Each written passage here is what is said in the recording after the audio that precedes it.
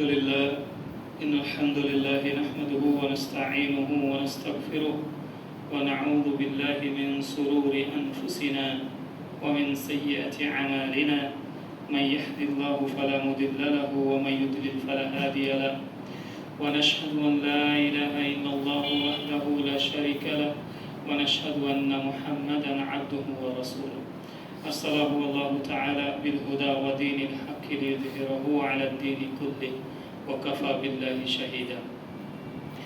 بعد أعوذ بالله من الشيطان الرجيم. بسم الله الرحمن الرحيم. يا أيها الذين آمنوا اتقوا الله حق تقاته ولا تموتن إلا وأنتم مسلمون.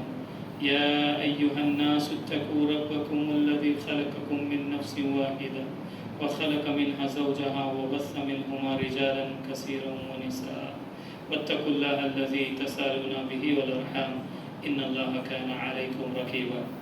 يا أيها الذين آمنوا اتقوا الله وقولوا قولا سديدا يصلح لكم أعمالكم ويغفر لكم ذنوبكم ومن يطيع الله ورسوله فقد فاز فوزا عظيما. أما بعد فإن خير الحديث كتاب الله وخير الهدي هدي محمد صلى الله عليه وسلم وشر الأمور محدثاتها وكل محدثات بدعة وكل بدعة ضلالة وكل ضلالة في النار. ثم أما بعد السلام عليكم ورحمة الله وبركاته. সমস্ত প্রশংসা আল্লাহ সুবহানাহু ওয়া তাআলার জন্য, যিনি আমাদেরকে খুতবার দিনে, এই জুমার দিনে একত্রিত হওয়ার তৌফিক দান করেছেন। আলহামদুলিল্লাহ। অতঃপর সালাত ও সালাম বর্ষিত হোক আমাদের প্রিয় নবী হযরত মুহাম্মদ সাল্লাল্লাহু আলাইহি ওয়াসাল্লামের। আজকের এই ক্ষুদ্র খুতবাতে যে বিষয় নিয়ে আলোচনা করব ভেবেছি সেটা হচ্ছে আল্লাহর জিকির। জিকির যাকারা ইয়াযকুরু যিকরান ফাহুয়া যাকিরুন। আমরা জিকির শব্দটাও জানি, আর কোন ভাইয়ের কি নাম হয়, মানুষের জাকির নাম হয়। যাকারা ইয়াযকুরু কথার অর্থ হচ্ছে স্মরণ করা, স্মরণ করা, মনে করা। জাকির, যখন আমরা জিকির বলি মানে কোনো কিছু স্মরণ করা। তো পরিভাষাতে আমরা জিকির বলতে কাকে বুঝি? যখন আল্লাহর স্মরণ করা হয়। তো এ বিষয়ে আল্লাহ সুবহানাহু ওয়া তাআলা মানে কোরআন এবং হাদিসের আলোকে জিকিরটা কি রকম, কি, এই বিষয়গুলো নিয়ে একটু আমরা জানার চেষ্টা করবো ইনশাআল্লাহ তাআলা। এছাড়াও আমাদের আরেকটি বিষয় হচ্ছে যে আমরা অনেকেই হয়তো আল্লাহর জিকির করি, কিন্তু এমন কিছু আছে জিকির যেগুলো হয়তো আমরা বুঝিও না যেগুলো জিকির। আবার কিছু জিকির আছে যেগুলোকে আমরা জিকির ভাবি না বলে হয়তো অতটা গুরুত্ব দিই না। এবং সার্বিক জিকিরের নির্যাস কি? যে কোনো জিনিস আপনি যখন বিশ্বাস করেন, কিছু করেন, তার একটা প্রতিফল থাকে, তার একটা বাস্তব রূপ থাকে, আপনার জীবনে সেটা প্রকাশ পায়, তাই না? সেগুলো কি, এগুলো আমরা একটু জানার চেষ্টা করবো ইনশাআল্লাহ তাআলা। তো কোরআনে আল্লাহ সুবহানাহু ওয়া তাআলা সূরা আহজাবের একটি আয়াতে বলছেন, ইয়া আইয়ুহাল্লাযীনা আমানু যকুরুল্লাহা যিকরান কাসীরা, যে হে ঈমানদারগণ তোমরা আল্লাহকে স্মরণ করো, যিকরান কাসীরা মাফউল মুতলাক, মানে বেশি বেশি করে। কিরকম ভাবে জিকির করবে? কাসীরা, অনেক অনেক বেশি করে কি করো? আল্লাহর স্মরণ করো। যেরকম সূরা বাকারাতে আল্লাহ সুবহানাহু ওয়া তাআলা বিখ্যাত আয়াত শুনে থাকবেন, ফাযকুরুনি আযকুরুকুম ওয়াশকুরুলি ওয়ালা তাকফুরুন। ফাযকুরুনি, তোমরা কি করো? আমাকে স্মরণ করো। ফাযকুরুনি, আমাকে, কে বলছেন এটা? আল্লাহ সুবহানাহু ওয়া তাআলা। আমাকে স্মরণ করো, ফাযকুরুনি আযকুরুকুম, তাহলে আমি তোমাদেরকে স্মরণ করব। চিন্তা করো, মানে আমি যদি কখনো একটু চিন্তা করে, মনে করে, অন্তর থেকে যদি কখনো বলি সুবহানাল্লাহ, মনে রাখবেন এই বলার সঙ্গে সঙ্গে আল্লাহ আপনার কি করছেন? জিকির করছেন। কিন্তু আপনার জিকির আর আল্লাহর জিকির কি না? সমান না। আমি জিকির করছি আল্লাহর বান্দা হয়ে আমার রবের, আর আমার রব আমার জিকির করবেন আমার খালিক হয়ে তার সৃষ্টি। বোঝা গেল? তার মানে জিকির দুটোতেই আছে। ফাযকুরুনি, আমার জিকির করো, আমাকে স্মরণ করো, আযকুরুকুম, তাহলে আমি তোমাদেরকে কি করব? স্মরণ করব। নিশ্চয়ই আমাদের স্মরণ একরকম আর আল্লাহর স্মরণ আরেক রকম। যাই হোক, তো এখানে সবথেকে বড় জিকিরের যে ফজিলত রয়েছে সেটা হচ্ছে যে আমরা যদি আল্লাহর স্মরণ করি তাহলে আমাদেরকে স্মরণ করবে কে? আল্লাহ সুবহানাহু ওয়া তাআলা। একবার ভাবেন তো, যে আপনি মনে করেন কোনো বড় একটা উচ্চপদস্থ কর্মচারীর কাছে গিয়েছেন, হয়তো ডিস্ট্রিক্ট ম্যাজিস্ট্রেটের কাছে কোনো একটা কারণে এখান থেকে হয়তো কোনো কাগজ নিয়ে গেছেন। এবারে ওখানে গিয়ে যদি জিজ্ঞেস করে, ওখানে গিয়ে সেই ডিস্ট্রিক্ট ম্যাজিস্ট্রেট যদি আপনাকে বলে যে তোমাদের গ্রামের আব্দুল্লাহ কেমন আছে, এই খবরটা যদি আব্দুল্লাহ ভাই গ্রামের এসে, আব্দুল্লাহ আল্লাহর কোনো বান্দা, সে যদি এসে জানে, শুনতে পায় যে ডিস্ট্রিক্ট ম্যাজিস্ট্রেট তাকে আমার গ্রামের লোকের সামনে জিকির করেছে, আমার স্মরণ করেছে, আমার কথা উল্লেখ করেছে, তাহলে সে কি নিজেকে কি মনে করবে? গর্ববোধ করবে কিনা? আজকে ভাবেন যে আপনার কথা বলতে গিয়ে যদি মনে করেন আজকে যে সমস্ত বড় বড় শেখরা রয়েছে, তারা যদি কথা বলতে গিয়ে আপনার কথা বলে, তাহলে নিজেকে কি মনে করবেন? বিশাল ব্যাপার তো, তাই মনে করবেন। কিন্তু আমরা একবার ভেবে দেখছি না যে আমরা যদি আল্লাহ স্মরণ করি, আল্লাহ বলছেন আমি তোমার কি করব? আমি তোমাদের স্মরণ করবো। মানে এর থেকে বড় স্মরণিকা, বড় স্মরণ কি আর কিছু হতে পারে? এর থেকে সম্মানের কোনো কিছু না, এটা হতেই পারে না। তার থেকেও বড় বিষয়, পৃথিবীর অন্য সমস্ত মানুষ আপনাকে স্মরণ করবে কোনো একটা স্বার্থে, সেটা ভালো কিংবা খারাপ, কোনো প্রয়োজন, আপনার কোনো গুণ আছে, আপনার কোনো বিশেষত্ব আছে, আপনার কোনো দক্ষতা আছে, আপনার কোনো প্রতিভা আছে, আপনার কোনো প্রয়োজন আছে, ক্ষমতা আছে, এই জন্যে মানুষ আরেকজন মানুষকে কি করে? স্মরণ করে। তাছাড়া কি অন্য কোনো কারণে স্মরণ করে? অথচ আল্লাহ সুবহানাহু ওয়া তাআলা তো বেনিয়াজ, আস-সামাদ, তিনি কাউরির কি না, মুখাপেক্ষিক না, কোনো কিছু মুখাপেক্ষী না। সেই হাদিসে কি আসছে যে জিন এবং মানুষ, দেখবেন আন-নাওয়ী রাহিমাহুল্লাহ 40 হাদিসে নিয়ে আসছেন হাদিসটি, যে জিন এবং মানুষ সমস্ত মাখলুকাত একসঙ্গে, শুধু জিন মানুষ না, সমস্ত সৃষ্টি যদি আল্লাহর সামনে এক ময়দানে দাঁড়ায় এবং আল্লাহর কাছে যদি চায় এবং আল্লাহ যদি তাদের সমস্ত চাওয়া পূরণ করে দেয়, হাদিসে কি আসছে যে একটা ছুঁচকে সমুদ্রে ডোবালে যতটুকু পানি লেগে থাকে, সমুদ্রের পানি যতটুকু কমে, আল্লাহর ভান্ডার থেকে ততটুকু কমবে। সেই আল্লাহ সুবহানাহু ওয়া তাআলা আমাকে আপনাকে কি করবেন? স্মরণ করবেন। অথচ দেখেন ইবলিস আমাদেরকে কি করে? ঠিক সমস্ত মনে থাকে, শুধু আল্লাহর স্মরণ থেকে আমাদেরকে কি রাখে? গাফেল রাখে। শুধু তাই না, ঠিক যখন আপনি আল্লাহর স্মরণের কোনো কাজ করতে যাবেন, তখনই দেখবেন যত আপনার কি পড়ে যায়? কাজ পড়ে যায়, যত চিন্তা পড়ে যায়, যত ব্যস্ততা। শুধু কখন? ঠিক এই নামাজের সময়, কোনো প্রোগ্রামে যাওয়ার সময়, সব ব্যস্ততা ওই সময়টাতে আসে। কারণ ওই সময়টাতে কি হয়? আল্লাহ দেখে। সূরা আহজাবের আরেকটি আয়াতে আল্লাহ সুবহানাহু ওয়া তাআলা বলেছেন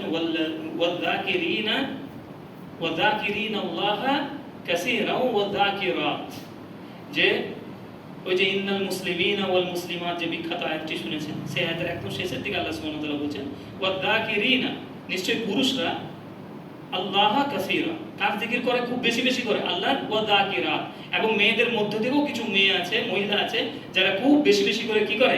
আল্লাহ জিকির করে। তাদের জন্য আল্লাহ কি বলছেন? ওয়া'আদাল্লাহু লাহুম, আল্লাহ তাদের জন্য ওয়াদা করেছেন, প্রস্তুত রেখেছেন কি? মাগফিরাতাও ওয়া আজরান আযীমা, তাদের জন্য আল্লাহ ক্ষমা রেখেছেন এবং কি রেখেছেন? প্রচুর প্রচুর পরিমাণে আজরান আযীমা, অনেক প্রতিদান রেখেছেন।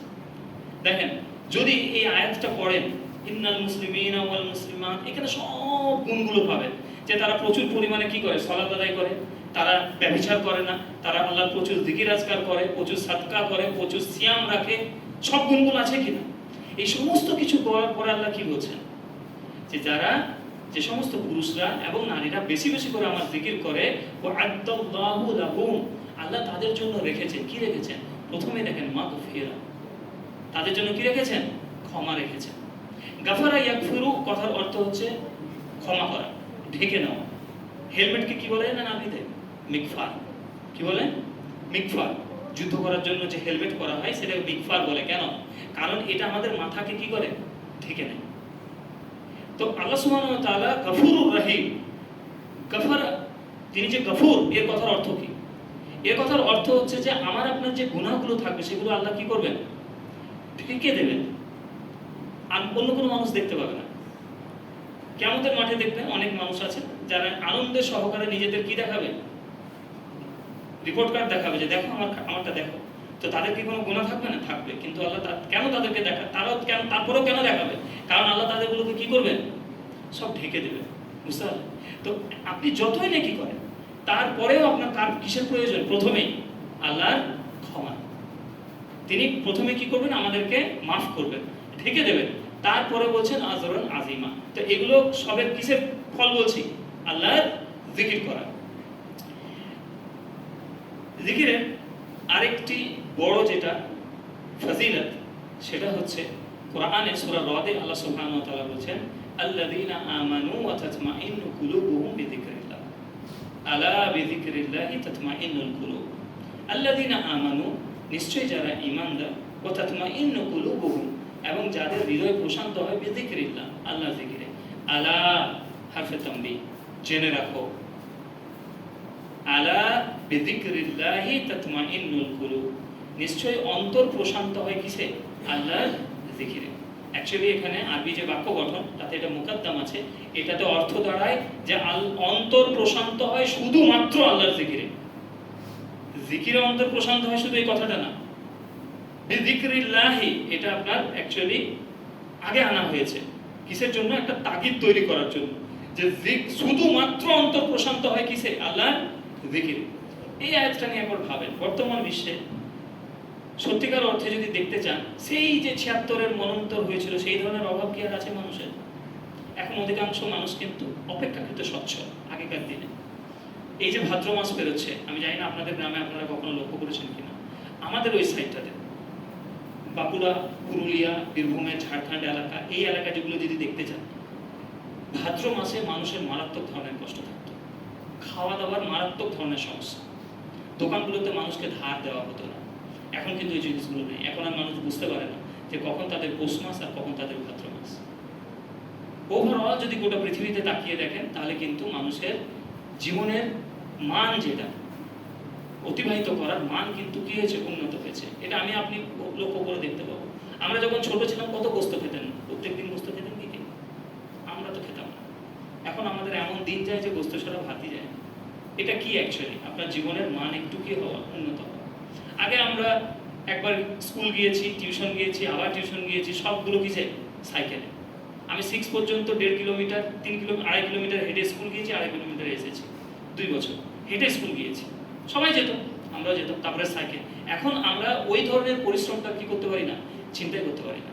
তাহলে ওভারঅল যদি দেখেন, তাহলে বাহ্যিক দিক দিয়ে কিন্তু আমাদের জীবনের মান কি হয়েছে? উন্নত হয়েছে। কিন্তু যত জীবনের মান উন্নত হচ্ছে, তত ভেতর থেকে কি চলে যাচ্ছে? যে শান্তি, যে সুকুন, সেটা চলে যাচ্ছে। আজকে দেখবেন সেই সমস্ত ঘরগুলোতে স্বামী স্ত্রীর সব থেকে বেশি ঝামেলা যারা দুজনেই টাকা ইনকাম করে, যাদের টাকা মাসের শেষে 90, 1 লাখ, 1.5 লাখ টাকা পর্যন্ত ইনকাম করে, কিন্তু তারা রাত্রেবেলাতে শান্তিতে কি পায় না? ঘুমাতে পায় না। কেন? এর কারণ হচ্ছে, একটা বড় কারণ, যে আমাদের জীবনে মেন যেটা নাই সেটা কি? সেটা হচ্ছে আল্লাহর জিকির। এই নিয়ে অনেক অ্যাকচুয়ালি বলা যায়।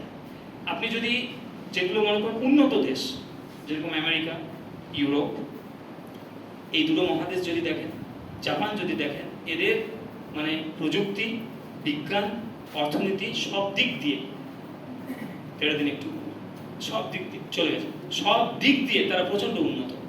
কিন্তু তাদের সেখানকার একবার জীবনের মানটা দেখবেন। আমি একটা পরিসংখ্যান করছিলাম যে জাপানে কোন একটা সালে, আমার ঠিক সালটা মনে পড়ছে না, 100টা যদি মানুষ মারা গিয়েছে, তার 40টা মানুষ মারা গিয়েছে আত্মহত্যা। কজন বললাম? 100 জনের মধ্যে 40 জন কি করেছে? আত্মহত্যা করেছে। আজকে সব থেকে পৃথিবীর উন্নত দেশগুলোতে মানে মৃত্যুর চেয়ার বানানো হচ্ছে, যেখানে মানুষ গিয়ে একটু ঘুমাবে, জাস্ট চেয়ারটা বন্ধ করা হবে, সঙ্গে সঙ্গে কি হবে? সে মারা যাবে। কেন? কিসের জন্য? কি নেই তাদের কাছে এই বস্তুবাদী দুনিয়াতে, এই দুনিয়াময় দুনিয়াতে মানুষের কি নেই, যেখান থেকে মানুষ আজকে নিজেদের জীবনের প্রতি বিতৃষ্ণ হয়ে গিয়েছে? তাদের এত বিতৃষ্ণা তৈরি হচ্ছে কিসের জন্য? কারণ তাদের কি নেই? সেটা হচ্ছে আল্লাহর জিকির নেই। কারণ আল্লাহ সুবহানাহু ওয়া তাআলা বলছেন, আল্লাহর জিকিরেই মানুষের অন্তর কি হয়? প্রশান্ত হয়। যাই হোক, এবার এগুলোই আমরা দেখলাম যে জিকিরের পজিটিভ দিক দেখলাম, যে আল্লাহ বেশি বেশি জিকির করতে বলেছেন। জিকির করলে আল্লাহ আমাদের নিজে, আল্লাহ সুবহানাহু ওয়া তাআলা আমাদের আলোচনা করবেন। দ্বিতীয়ত, আমরা যদি জিকির করি তাহলে আল্লাহ আমাদেরকে কি করবেন? ক্ষমা করবেন এবং আমাদেরকে অনেক প্রতিদান দেবেন। সর্বোপরি এই দুনিয়াতে যেটা ফায়দা, সেটা হচ্ছে যে আপনি অন্তর থেকে কি পাবেন? ইতমিনান, একটা সুকুন পাবেন। এর উল্টো দিকটা একবার আমরা দেখি, যে যদি জিকির না করা হয় তাহলে আল্লাহ কি বলেছেন? বহু আয়াত আছে, আমি জাস্ট আপনাদের সঙ্গে সূরা তাহার 124, 25, 26 এই 3টি আয়াত সংক্ষেপে বলছি। আল্লাহ সুবহানাহু ওয়া তাআলা বলেন, ওয়ামান আরাদা আন যিকরি, যে কেউ আমার জিকির থেকে গাফিল হয়ে যাবে। আরাদা আন যিকরি, যে কেউ আমার জিকির থেকে কি হবে? গাফিল হয়ে যাবে, মুখ ফিরিয়ে নেবে। তাদের জন্য কি বলেছেন আল্লাহ সুবহানাহু ওয়া তাআলা? ফা ইন্না লাহু মাঈশাতান দানকা, তাহলে আমি তাদের জীবনকে, তাদের মাঈশাতান মানে তাদের জীবিকা, তাদের জীবন উপকরণ, তাদের জীবন সমস্তকে আমি সংকুচিত করে দেবো, সংকীর্ণ করে দেবো। তাহলে দেখ, আল্লাহর জিকির থেকে মুখ ফেরানোর প্রথম যেটা বাজে নেগেটিভ দিক এই দুনিয়াতে, সেটা কি? যে আপনার জীবন সংকুচিত হয়ে যাবে। সংকুচিত মানে কি? সবকিছু থাকবে কিন্তু আপনার কোনো বরকত থাকবে না। সবকিছুতে থাকবে কিন্তু আপনার কোনো বরকত থাকবে না। এমন বহু মানুষ দেখবেন যে সারাদিন পরিশ্রম করে, হয়তো দিনের শেষে 400-500 টাকা 600 টাকা ইনকাম করে, কিন্তু 5 ওয়াক্ত সালাত আদায় করে, দেখবেন ছেলে মেয়ের সঙ্গে ভালো ব্যবহার, স্ত্রীর সঙ্গে ভালো ব্যবহার, প্রতিবেশীদের সঙ্গে খুব সুন্দর আচরণ, সব কিছু নিয়ে খুব ভালো আছে। আর যে মানুষটা প্রত্যেক দিন 30 লাখ 40 লাখ টাকা ডিল করে, সে রাত্রে ঘুমাবার সময় একটা ঘুমের বড়ি গায়ে দেবে, ঘুমায়। হয় কি হয় না? তাহলে অ্যাকচুয়ালি তো হওয়ার কথাও ছিল, যদি জীবন মানে আমরা এটাই মনে করি, রিস্ক মানে যদি এটাই মনে করি যে শুধু অর্থ সম্পদ, তাহলে তো তাদের দুনিয়া সব থেকে প্রশস্ত হওয়ার কথা ছিল। কিন্তু দুনিয়া আমরা দেখছি উল্টোটা। ঠিক যারা এইগুলোতে খুব বেশি যাদের, তাদেরই কি নেই, এই দুনিয়া তাদের জন্য কি হয়ে গিয়েছে? সংকীর্ণ হয়ে গিয়েছে। কেন? ওই যে ওয়ামান আরাদা আন যিকরি, তারা আল্লাহর জিকির থেকে কি করেছে? মুখ ফিরিয়ে নিয়েছে।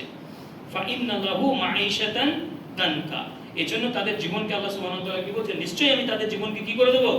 সংকীর্ণ করে দেব। ওয়া নাহসুরুহু ইয়াউমাল কিয়ামাতি আমা, এটা তো এই দুনিয়ার সাজা হচ্ছে এটা, যে আল্লাহর জিকির থেকে যদি আমরা মুখ ফিরিয়ে নিই, তাহলে আল্লাহ আমাদের জীবনকে কি করবেন? সংকীর্ণ করে দেবেন। বাধা বিপত্তি, ঝুট ঝামেলা, অশান্তি থেকে আপনি মুক্তি পাবেন না।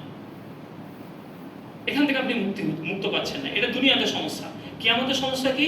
ওয়া নাহসুরুহু ইয়াউমাল কিয়ামাতি আমা, আর কিয়ামতের মাঠে আমি তাকে অন্ধ করে উঠাবো। কিয়ামতের মাঠে সে কিভাবে উঠবে? অন্ধভাবে উঠবে। তারপরের আয়াতে আল্লাহ সুবহানাহু ওয়া তাআলা বলছেন, সেই বান্দা বলবে, যাকে আল্লাহ অন্ধ করে উঠাবে, সে বলবে ক্বালা রাব্বি, হে আমার রব, লিমা হাশারতানি আমা, আপনি আমাকে অন্ধ করে উঠালেন, ওয়াকাদ কুনতু বাসীরা, অথচ আমি তো ছিলাম চোখওয়ালা, মানে আমি তো দেখতে পেতাম দুনিয়াতে, তো কিয়ামতের মাঠে আপনি আমাকে কেন কি করলেন? অন্ধ করলেন। আল্লাহ সুবহানাহু ওয়া তাআলা বলছেন, ওয়া কাযালিকা আতাতকা, যেভাবে তোমাদের কাছে তোমার কাছে যখন আমার আয়াত এসেছিল, ফানাসিতুহা, তুমি কি করেছিলে? এটাকে ভুলে গিয়েছিলে। ওয়া কাযালিকা তানসা, ঠিক সেভাবে তোমাকেও ভুলে যাওয়া হলো। তোমরা দেখেন প্রতি মুহূর্তে আমাদের কাছে আল্লাহর আয়াত আসছে কিনা। এই যে আজকে শুনছেন, যা কিছু শুনছেন, সমস্ত কার তরফ থেকে? আল্লাহর তরফ থেকে। আমি জাস্ট একটা মাধ্যম। আপনি ফেসবুক ঘাঁটছেন, হোয়াটসঅ্যাপ দেখছেন, ইউটিউব চালাচ্ছেন, যা কিছু ফোন ঘাঁটছেন, কখনো কখনো দেখবেন মাঝে মাঝে একটা হাদিস আসছে, একটা কোরআনের আয়াত আসছে, এগুলো সবই আল্লাহর তরফ থেকে কি একটা আয়াত। আপনি হেঁটে যাচ্ছেন, এই আকাশ বাতাস জমিন সমস্ত কিছু আয়াত। রাস্তাতে হেঁটে চলা একটা পিঁপড়ে আয়াত, এই বাচ্চা ছেলেটা আয়াত, সমস্ত কিছু আয়াত।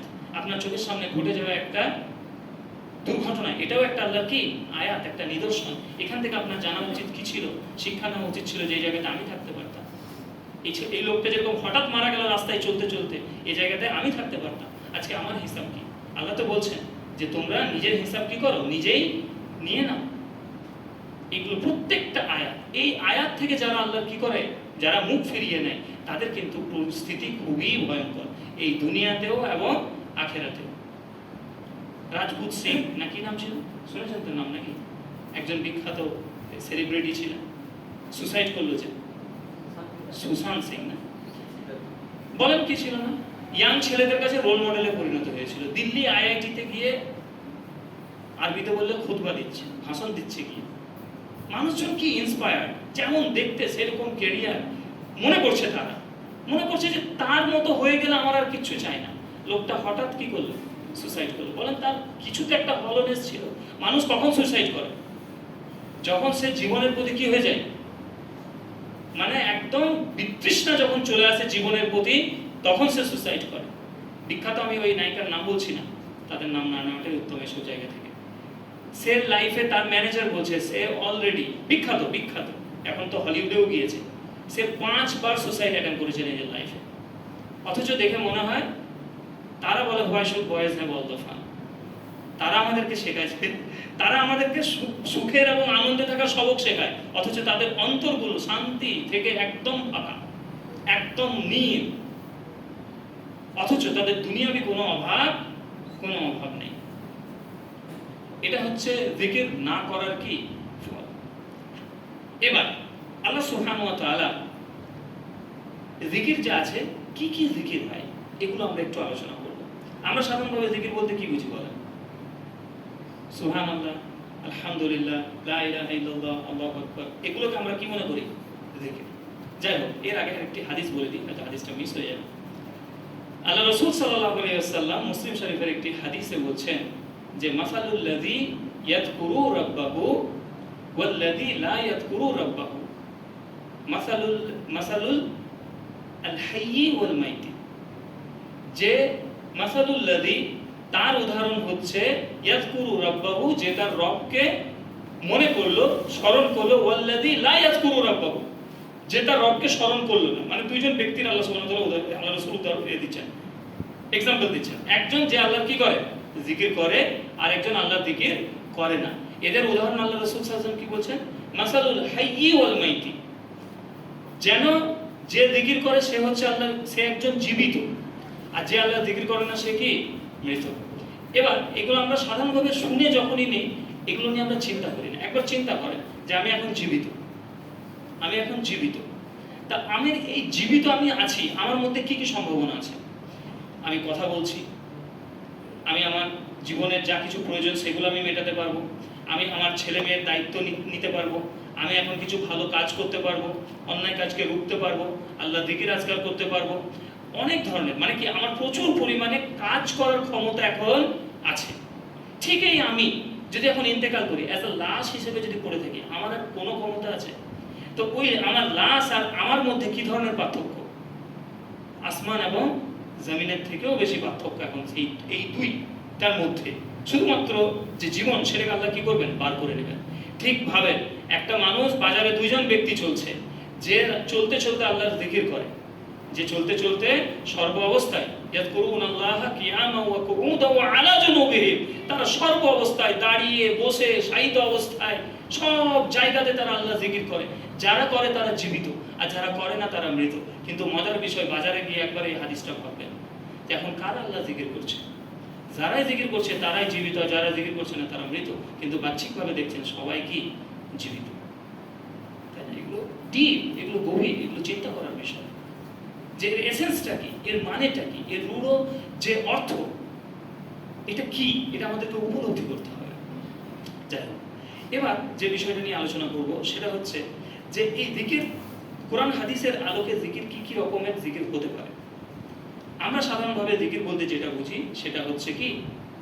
এইগুলো, সুবহানাল্লাহ, আলহামদুলিল্লাহ, ওয়া লা ইলাহা ইল্লাল্লাহ, আল্লাহু আকবার। দেখবেন সকাল সন্ধ্যা আমরা এগুলো যখন করি তখন আমরা বলি কি? যে আল্লাহর আমি কি করছিলাম?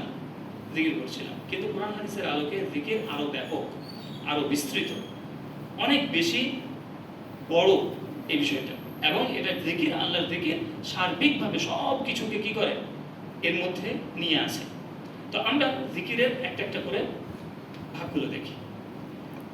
সূরা সাদে আল্লাহ সুবহানাহু ওয়া তাআলা বলেন, সাদ ওয়াল কুরআনি যিযিকর। জু জা জি এর কথার অর্থ হচ্ছে পজেস করা, কোনো কিছু ধারণ করা, কোনো কিছু থাকা। তো আল্লাহ সুবহানাহু ওয়া তাআলা বলেন সাদ হরফে মুকাত্তাআত, সাদ একটি হরফ, ওয়াল কুরআনি যিযিকর, কুরআন হচ্ছে, কুরআনের মধ্যে কি আছে? জিকির আছে। সূরা ইব্রাহিমে পড়ছিলাম যে আল্লাহ সুবহানাহু ওয়া তাআলা কোরআনকে জিকির বলেছেন। আর জিকির কি? কোরআন। দি রিমেম্বারেন্স, সবথেকে বড় স্মরণিকা হচ্ছে কি? কোরআন। বুঝতে পারলেন? তার মানে আপনি যখন কোরআন পড়েন, কোরআন তেলাওয়াত করেন, কোরআনের তাফসীর পড়েন, কোরআন নিয়ে চিন্তা ভাবনা করেন, একটা আয়াত নিয়ে চিন্তা ভাবনা করেন, তখনও আপনি আসলে কি করছেন? জিকির করছেন। কারণ ওই কোরআনের আয়াতটা কার? আল্লাহ। কোরআনের আয়াতটা কার?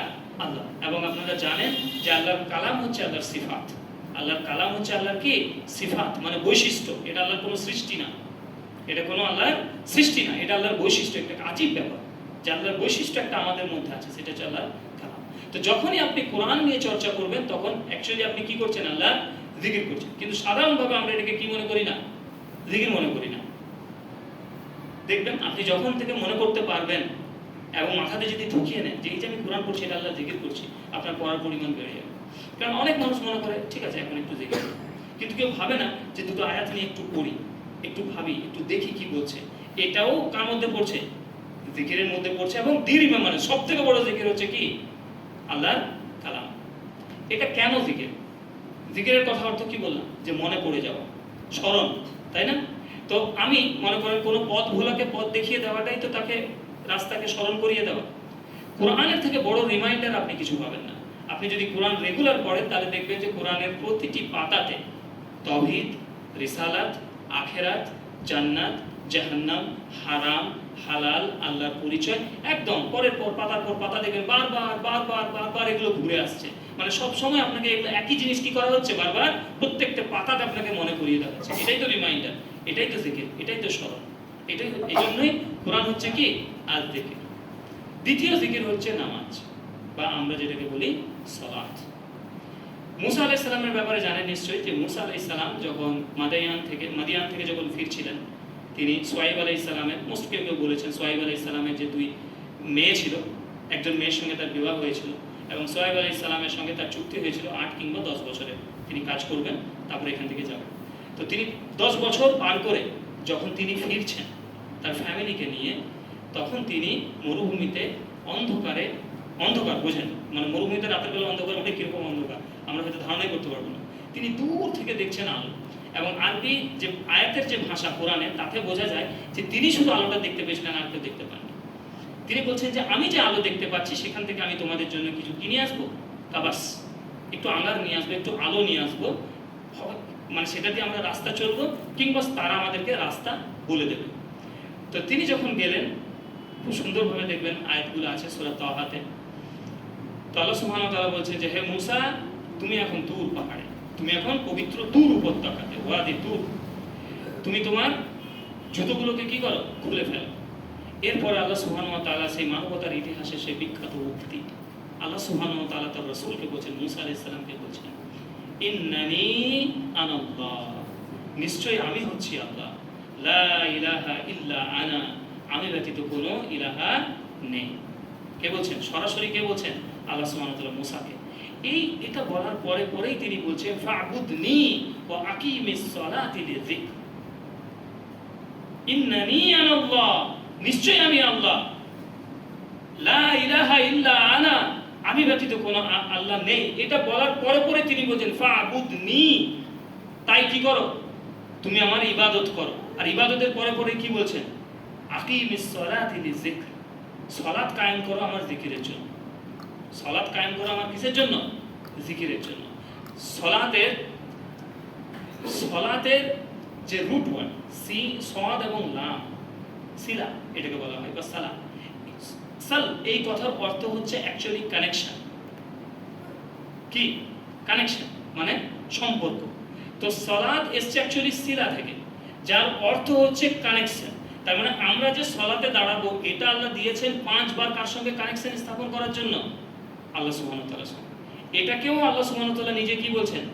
জিকির, আকিমিস সালাতি লিযিকর। তার মানে আপনি যখন সালাত আদায় করছেন তখন কি করছেন?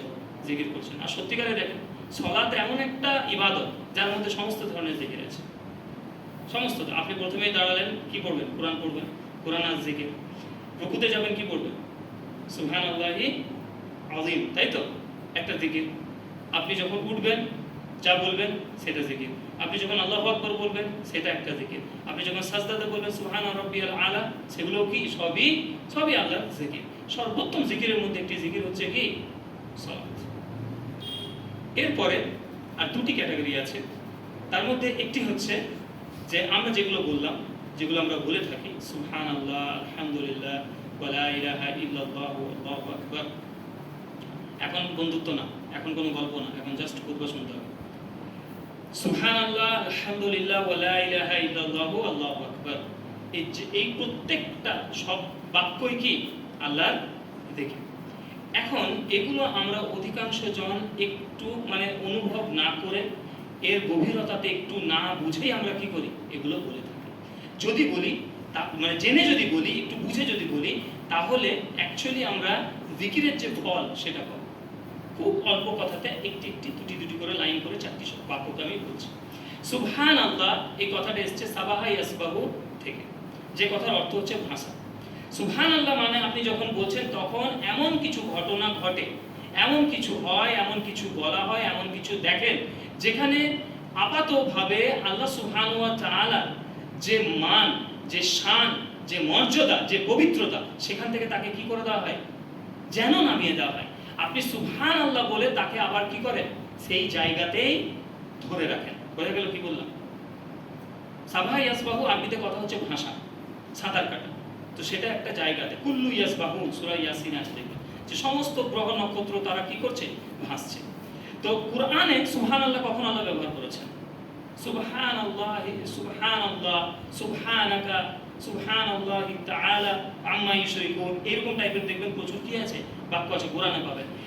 দেখবেন পড়ে যে আল্লাহ সুবহানাহু ওয়া তাআলা কখন এগুলো ব্যবহার করেছেন। একটি বড় ব্যবহার দুটি, একটি হচ্ছে মুশরিকরা যখন আল্লাহর সঙ্গে শিরক করেছেন তখন আল্লাহ সুবহানাহু ওয়া তাআলা বলেছেন সুবহানাল্লাহ, আল্লাহ হচ্ছেন কি, পবিত্র। যখন ঈসা আলাইহিস সালামকে বলা হয়েছে, ঈসা ইবনে মারইয়ামকে যখন বলা হয়েছে আল্লাহর কি পুত্র, নাউজুবিল্লাহ, তখন কি বলা হয়েছে, সুবহানাল্লাহ। কারণ কি? কারণ শিরক এবং আল্লাহর সঙ্গে কাউকে সন্তান বানিয়ে দেওয়া, কাউকে আল্লাহ, এই সমস্ত কিছু হচ্ছে আল্লাহর যে শান, আল্লাহর যে মর্যাদা, সেখান থেকে আল্লাহকে কি করা, নামিয়ে দেওয়া। সঙ্গে সঙ্গে আপনি যখন বলছেন সুবহানাল্লাহ, তখন আল্লাহর যে মর্যাদা আপনি সেই জায়গাতে তাকে কি করছেন, ধরে রাখছেন।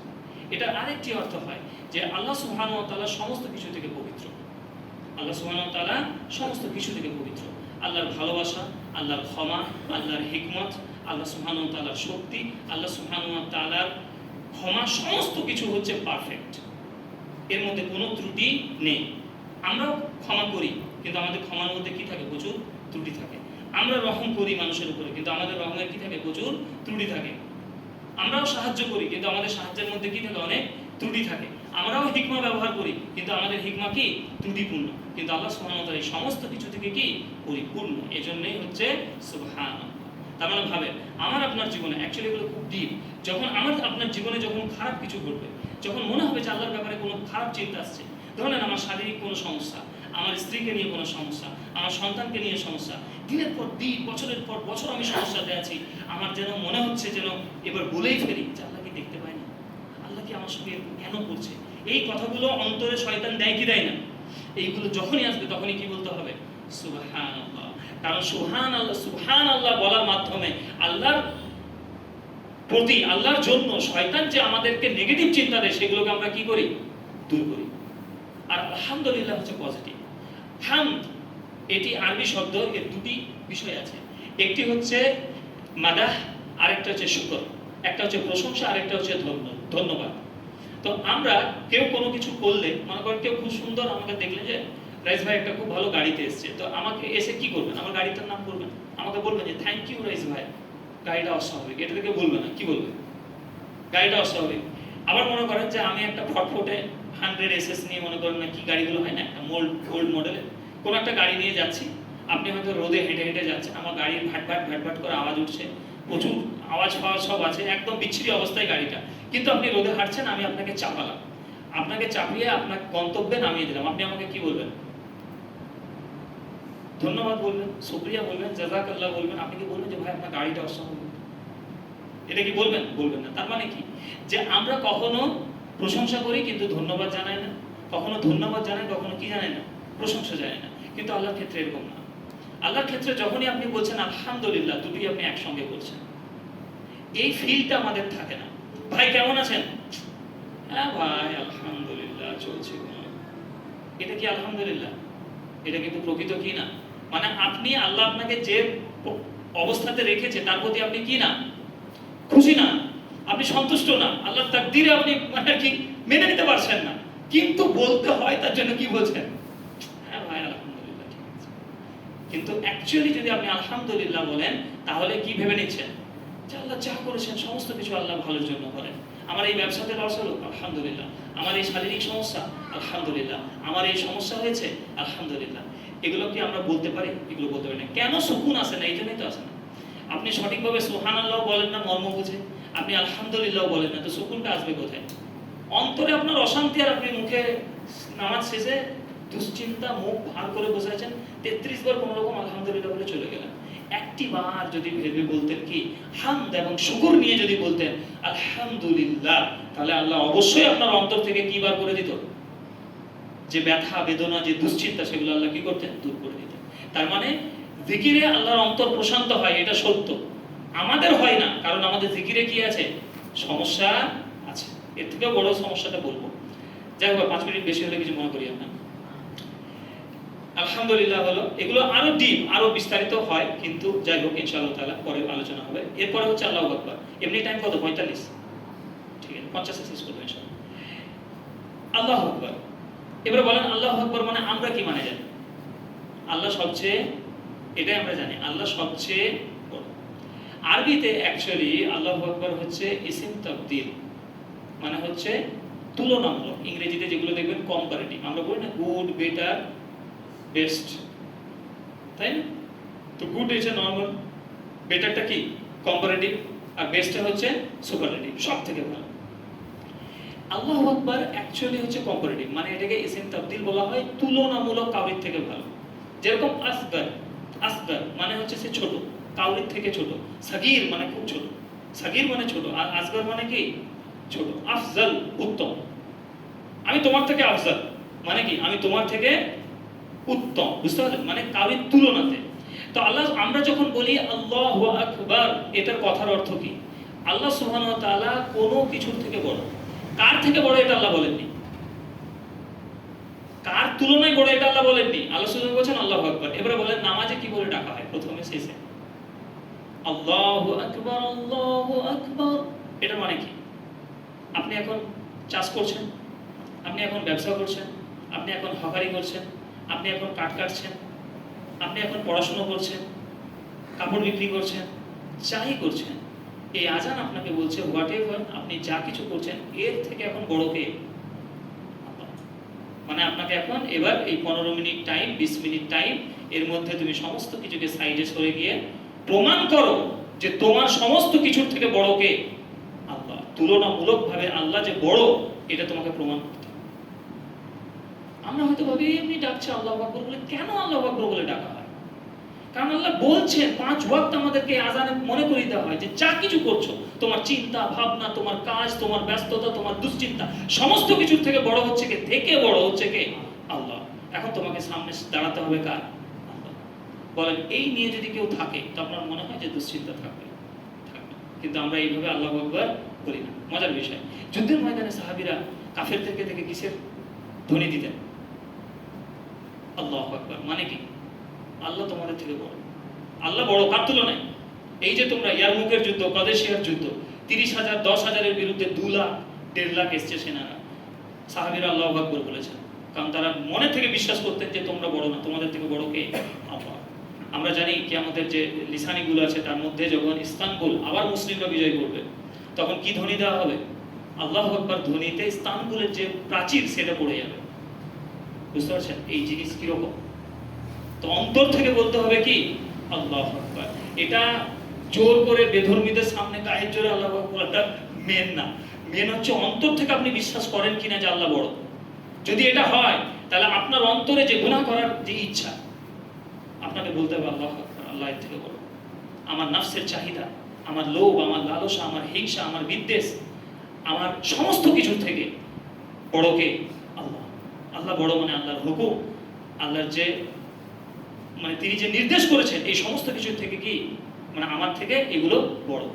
আপনি কোনো জায়গায় চাকরি করেন, আপনার কাছে সুযোগ আছে হারাম কিছু ইনকাম করে নেওয়া, এখন আপনাকে প্রমাণ করতে হবে আল্লাহু আকবার, কারণ আল্লাহর হুকুম হচ্ছে কি এটা না নেওয়া, আর আপনার অন্তর চাইছে এটা নিতে। আপনাকে প্রমাণ করতে হবে যে আপনার চাহিদা, আপনার মনের লালসা, এই যে প্রলোভন, এর থেকে বড় কে?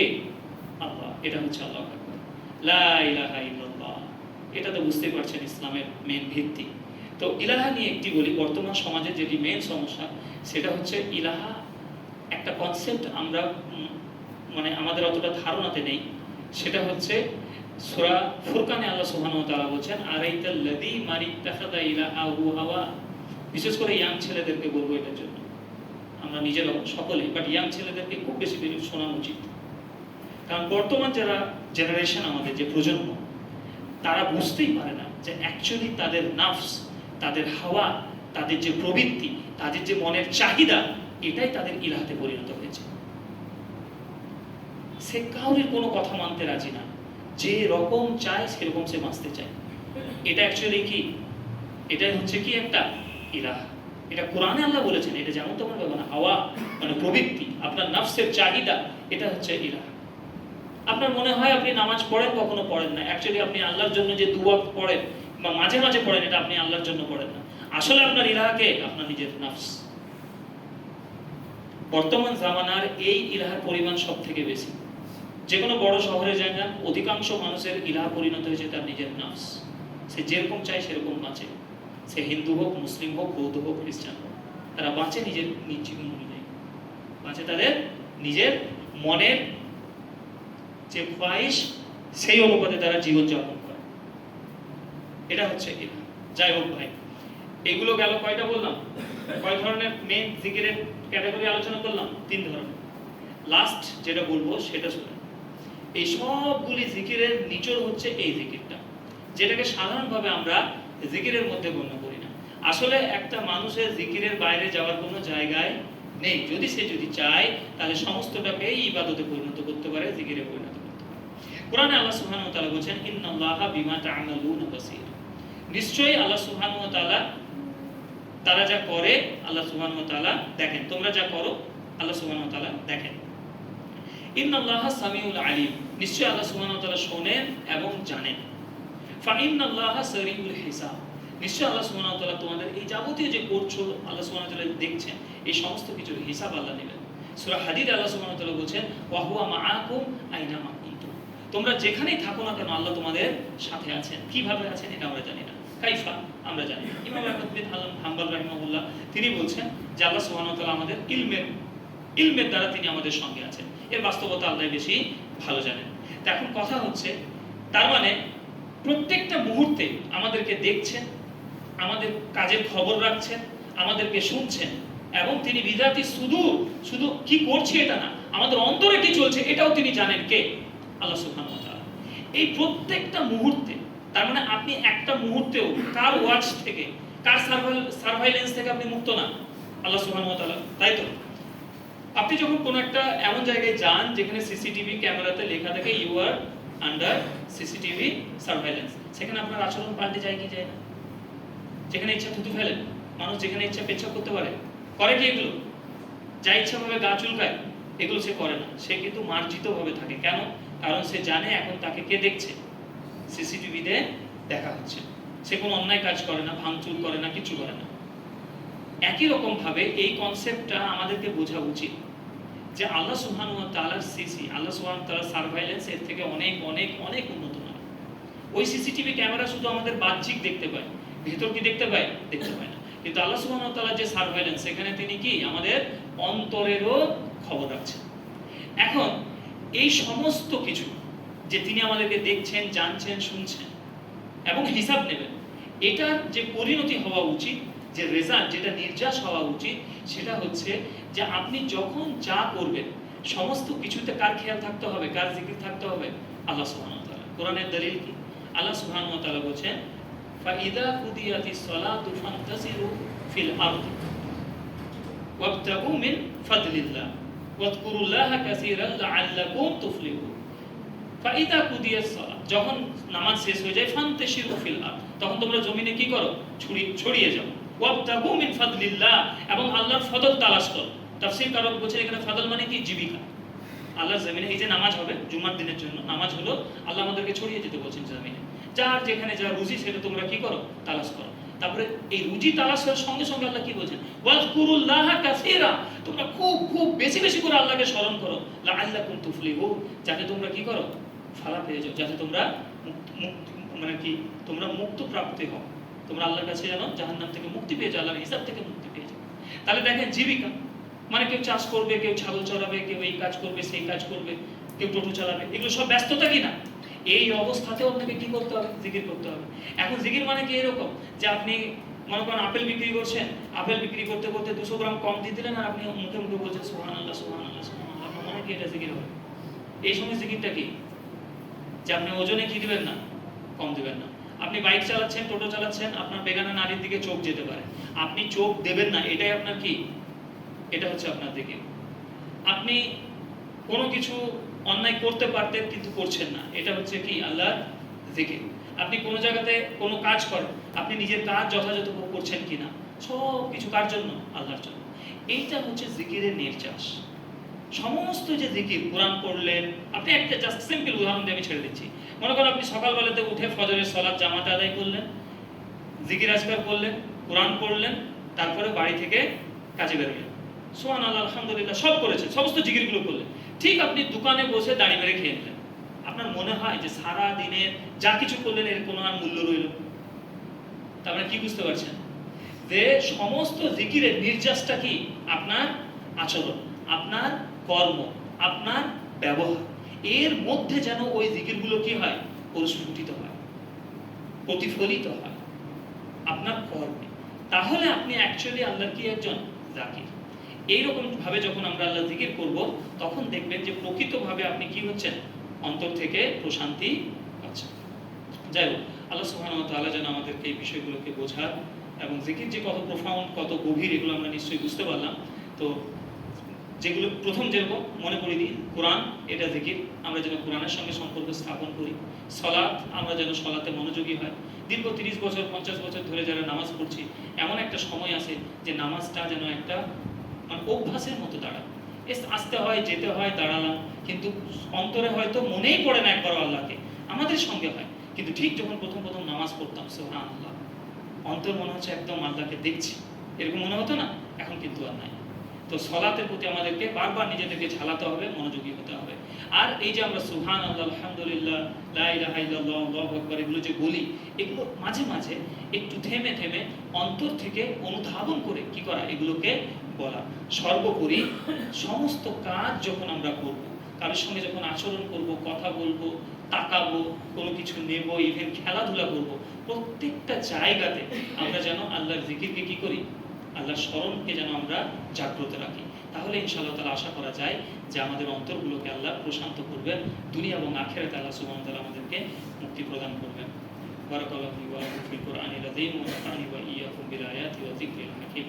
আকুলু কাওলি হাযা ওয়াস্তাগফিরু লি ফাইন্নাহু হুয়াল গফুরুর রহিম।